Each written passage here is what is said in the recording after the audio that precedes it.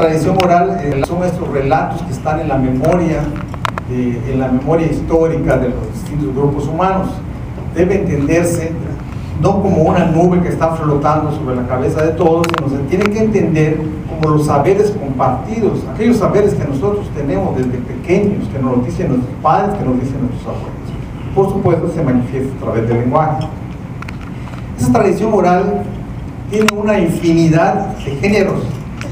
Está ahí los relatos históricos, están las plegarias, las consejas, las canciones, los chistes. Esos chistes de Pepito que contamos son parte de la tradición oral. Nos enseñan cosas, no crean que es nada más para reírse. Anécdotas, los refranes.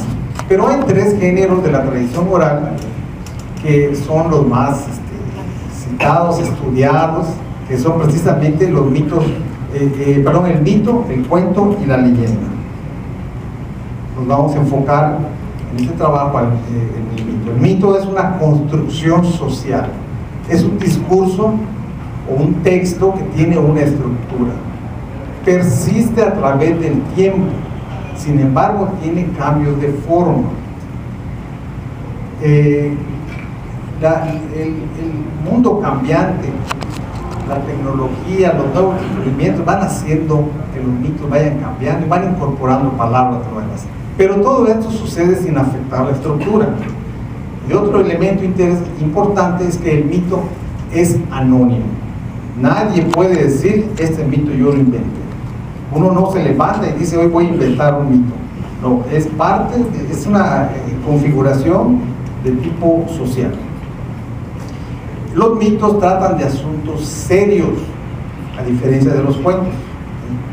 A veces son jocosos, a veces son ingeniosos.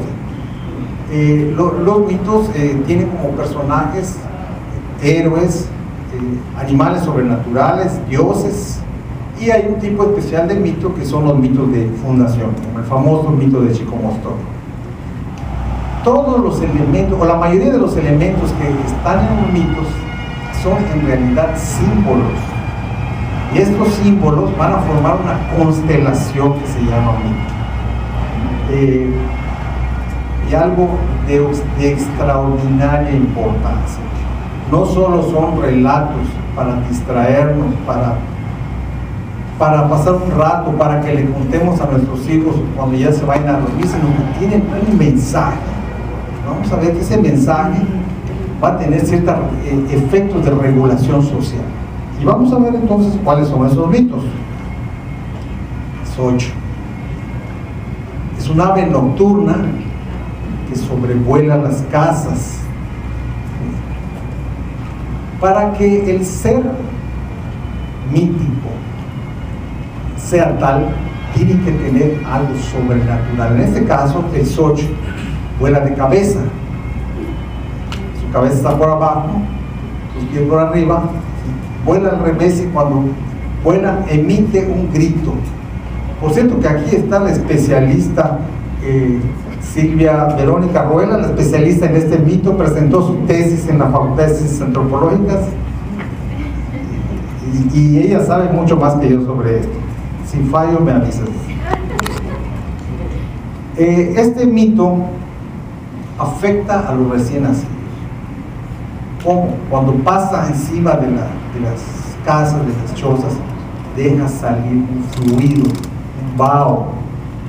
Y si el niño está boca arriba, ese vaho va a entrar y le va a afectar. O bien, el pájaro deja caer una pluma, la pluma se ensarta en esa parte de la casa, baja, y eso lo puede enfermar al niño hasta la muerte. Empiezan las diarreas, las calenturas, entonces el niño tiene que...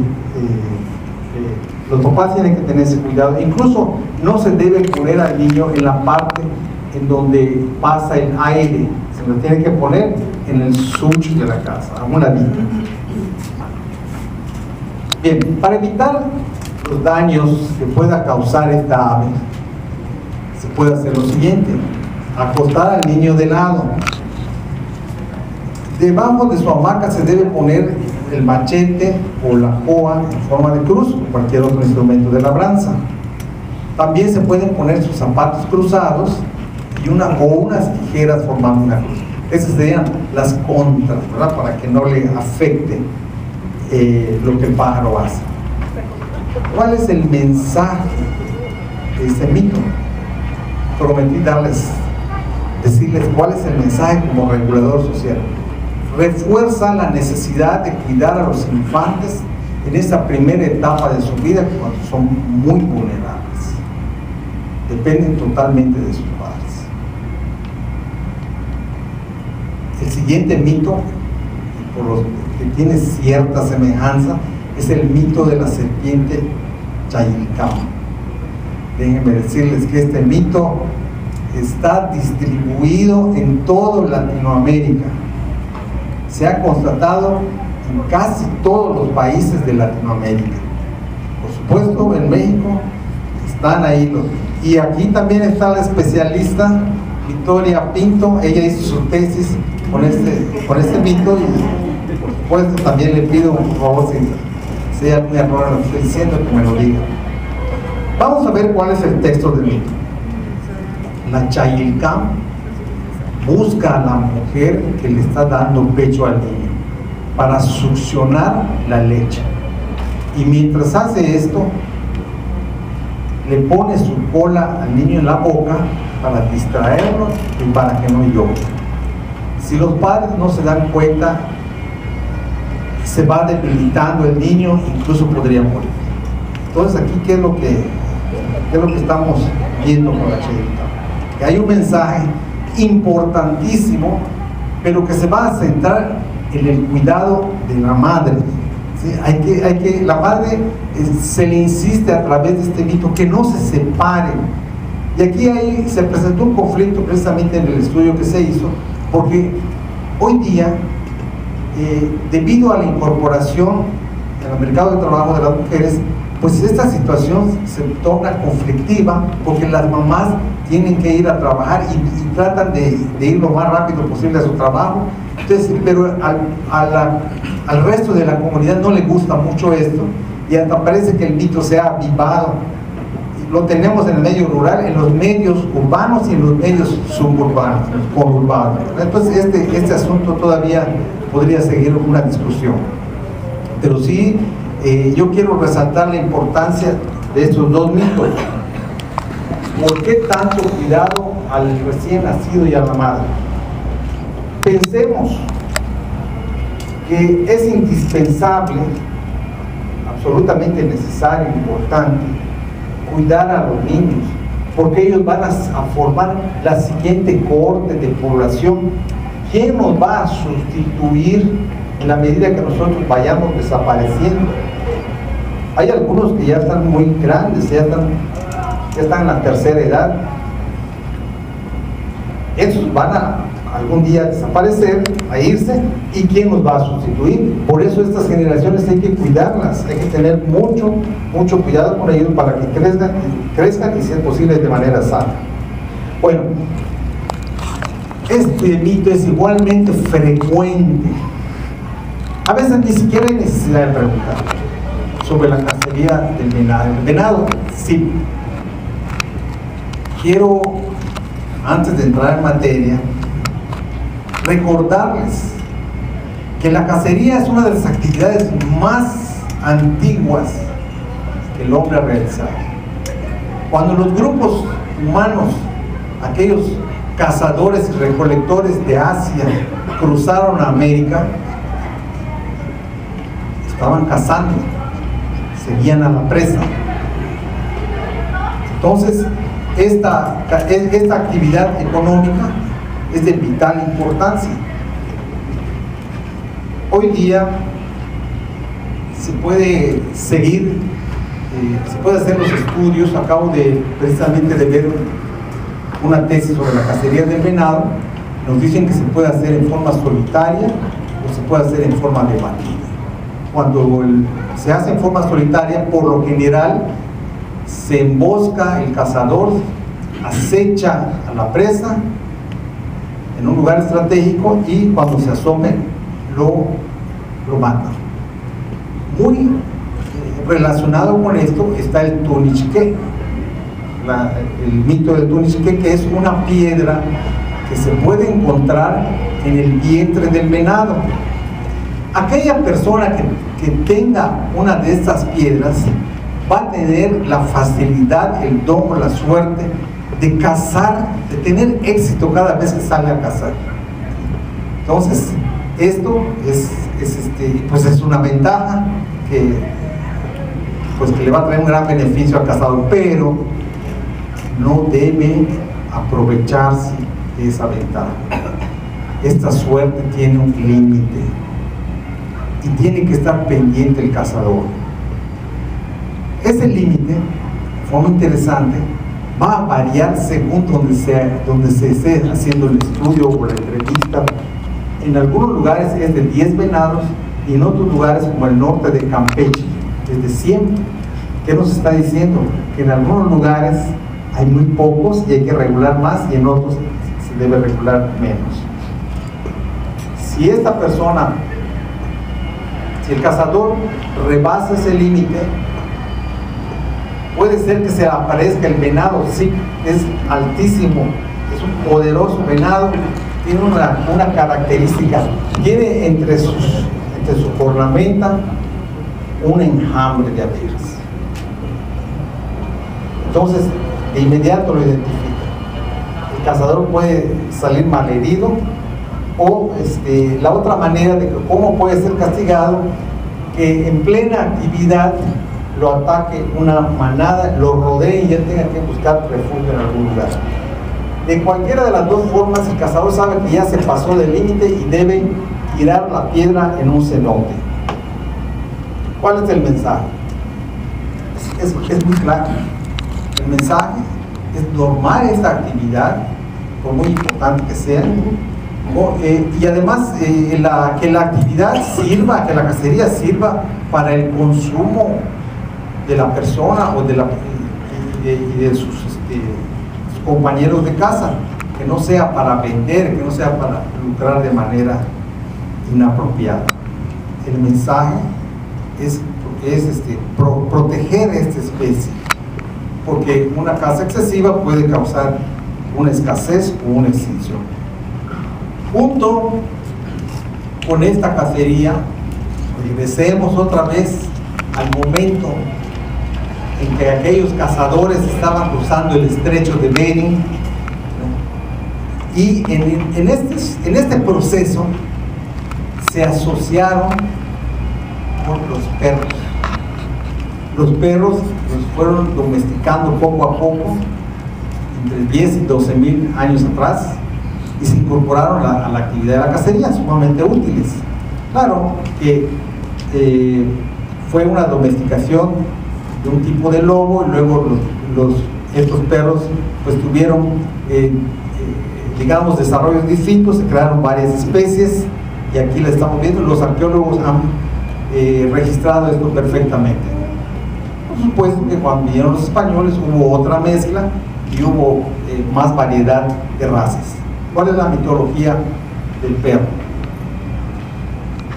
Hay un mito que creo que es el más común, que cuando se muere el amo, el perro va a guiar el alma del señor hasta un lugar seguro, va a conducir al inframundo. ¿Sí? Entonces, por eso algunas interpretaciones que se han hecho, cuando se encuentra un entierro, hay el esqueleto de un perro, porque está dentro de las cosas que le van a servir al difunto. La otra cualidad que tiene el perro, mitológicamente hablando, es que puede ver a las entidades malignas.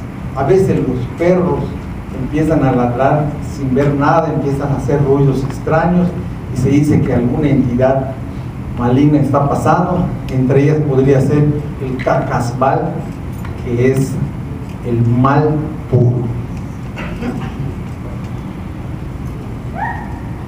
También hay algunas fuentes que señalan, cuando se va a preparar la milpa, ya está listo todo, ya se hizo el Hetzlum, se le pide a un mem que la termine de curar de la siguiente manera: se hace un muñequito de cera, se hace un perrito de cera, y entonces el dueño de la milpa le tienen que hacer una herida y tienen que poner 9 gotas de sangre al pequeño muñequito que es el alush y al perro. El alush va a espantar a los humanos con sus chiflidos, con sus pedradas, y el perrito va a espantar a los demás animales. Entonces, otro de los mitos del perro. El perro es un fiel compañero. Y aquí les voy a hacer un poco de trampa, porque no les voy a contar un mito, les voy a contar un cuento, valga la redundancia. En una ocasión estaba durmiendo un señor en su casa y el perro estaba en la puerta, y era casi la medianoche. Sigilosamente se acerca el diablo. Quiso entrar a la casa y el perro se lo impidió. ¿Qué te pasa? No puedes entrar. Es que me quiero llevar el alma de tu amo. No vas a poder. Pero es que, y no vas a poder y no vas a poder. Estaba ahí el perro defendiendo al amo. O escuchó la plática el amo y prestó oído. Entonces el perro estaba negándose, pero el diablo quiere las almas, insistía, hasta que le dijo el perro: bueno, vamos a hacer algo, quiero saber cuántos pelos tengo, me vas a contar los pelos del cuerpo, y si me lo dices, te llevas el alma de mi amo. Y empieza el diablo por la cabeza, por el cuerpo, por las patas, y cuando ya faltaba así un pedacito de la cola, el perro se mueve. Oye, ya me hiciste perder la cuenta, es que me estaban picando. Es una barbaridad, no te baña ese señor, no te da de comer, yo no sé por qué lo quieres tanto. Y entonces el perro dijo: bueno, pues empieza otra vez, esa es la condición. Empieza otra vez y lo vuelve a hacer el perro. No sé, así hasta que se da por vencido el diablo y se va, y pues ya no se lleva el alma. Esa es la fidelidad. ¿Por qué les dije que es cuento y no es mito? Porque aquí el conflicto se resuelve con el ingenio del perro, no con un acto sobrenatural. También tenemos creencias, no necesariamente. Cuando aúlla un perro lastimosamente, es que percibe la cercanía de la muerte. Esto creo que todos ustedes lo saben. Pero no se preocupen cuando escuchen a un perro aullar de esa manera. Les voy a contar algo, una anécdota personal. Yo hace unos 4 o 5 meses andaba muy enfermo, pero como tengo la obsesión de caminar a las 5 de la mañana, es que para hacer ejercicio, pues empecé a escuchar a un perro que aullaba así lastimosamente. Imagínense ustedes, yo a las 5 de la mañana escuchando al perro, y decía: pues no hay nadie más, creo que yo soy el que sigue. ¿Sí? Entonces, pues, ni modo, pasaron los días, como a la semana dejé de escuchar. 2 o 3 días más se acerca el vecino, el dueño del perro, y me dice: estoy muy triste. ¿Por qué? ¿Qué te pasa? Se murió mi perro. Dije: ah, bueno, entonces el perro vio a... Bien, y también tenemos un mito que está sumamente conocido. Me da un poco de pena venir a contarles cosas que ustedes ya saben, pero Alfredo me invitó, pues así que sucede en algún momento, entonces el mito, en algún momento de la historia de Chocholá, de una señora que tenía muy mal humor. Entonces, pero tenía un hijo y tenía que ir a buscar agua de un pozo en una tinaja como esa que ustedes están viendo. Entonces, cuando salía, el niño se ponía a llorar, se ponía a hacer su berrinche, y entonces ella le empezó a decir: es que tú no ayudas, eres igual de inútil que tu amo, no haces nada, solo sales de la casa y te vas, ayúdame con el niño, ve que no llore. Pues el perro escuchaba, no sé si le entendía, pero escuchaba. El caso es que en ese momento pasa esa entidad que está en todas partes y que tenemos que tener cuidado. Pasa el malo, pasa el cacasbal y se mete en el cuerpo del perro y se para y empieza a cantar, empieza a mover la hamaca y el niñito se calla. Cuando la señora regresa con su vasija y oye que están cantando. ¿Quién se habrá metido en la casa? Y se acerca y ve al perro que está cantando, pues del susto bota la vasija, agarra al niño y se va, pero de la vasija empieza a salir el agua, empieza a salir, y así se formó la laguna Chenja de Chocholá. ¿Cuál es el mensaje? Pues es claro que este mito nos está mostrando la utilidad y la nobleza del perro. Los humanos deben corresponder a estos beneficios que esta especie nos ha dado. También hay que tener en cuenta que esta fue una buena relación, una relación exitosa entre el perro y el hombre, porque pues ambas especies han progresado. El perro no está en peligro de extinción, por cierto. Termino con el mito del huapache, que es un ser antropomorfo, enorme, que se pone en las esquinas, sucede por las noches, e impide el paso de aquellos jóvenes que están trasnochados, que se van a la fiesta, se van a ver a la novia y se les hace muy tarde. Entonces ese es al que va a atacar el huapache, ese ser gigantesco. ¿Y qué es lo que hace exactamente? Si alguien se atreve a pasar debajo de sus pies, cierra sus piernas y lo ahorca, lo asfixia, lo mata, como ustedes quieran. Pero hay que entender bien este mensaje, no digo este mito. Sí es cierto, los jóvenes deben tener una conducta moderada, una conducta sana. No quiere decir que no se diviertan. Se puede ir a las fiestas. Yo cuando voy a otros lugares a dar conferencias, digo, no importa, puedes ir a una fiesta, te tomas 20, 25 cervezas, pero ve que no se te haga tarde. Eso es todo. Nada más. Hay que ser moderado. ¿Cuáles son las conclusiones? La cosmogonía se originó desde los primeros tiempos de la humanidad. Eso vale para casi todas las culturas, para todas. Los mayas crearon una cosmovisión que les permitió mantener una sociedad relativamente estable. Sabemos que tuvieron sus conflictos de un reino a otro, hubo mil conflictos, pero va. De todas maneras, hasta en la actualidad, y gracias a estos mensajes que transmiten los mitos, bueno, se mantienen estables, relativamente estables. La tradición oral y los mitos han permanecido a lo largo de estos siglos. Con todo y la conquista, con todo de la evangelización, seguimos escuchando mitos que vienen desde la época prehispánica. Y seguimos escuchando, y escuchamos mitos que se crearon en la época colonial. Y quizás estén creando mitos de estas nuevas épocas. Y estamos escuchando mitos en ambientes rurales, en ambientes urbanos. Y pronto los vamos a escuchar en California, en Arizona, en todos esos lugares en donde se están yendo muchos migrantes. Ahí se va a reproducir el mito. En cada cultura se ha formado un sistema mítico, y esto lo pide López Austin que lo tengamos en cuenta. Cuando uno estudia un mito, se da cuenta que este mito tiene relación con aquel y con aquel y con aquel. Entonces hay que entender esa relación. Hay un sistema mítico en cada una de las culturas. Y por supuesto, los mitos continúan transformándose. A veces, cuando alguien cuenta un mito, el relato tiene cambios. Y dice, no, tú no lo estás contando bien porque esto va así, esto va así. No. Tiene cambios. Como toda tradición, va a cambiar. ¿Por qué? Porque el mundo está cambiando, porque los mitos son reflejo precisamente de esa realidad cambiante. Solo me queda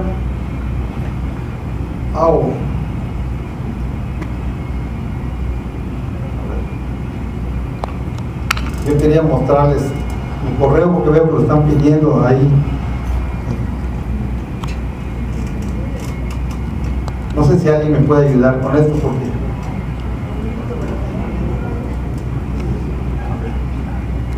ahí está. Si alguien tiene alguna duda, además de la que podríamos ahorita resolver, yo con mucho gusto. Y también quiero decirles que agradezco muchísimo a todos mis compañeros del grupo AJAU que me han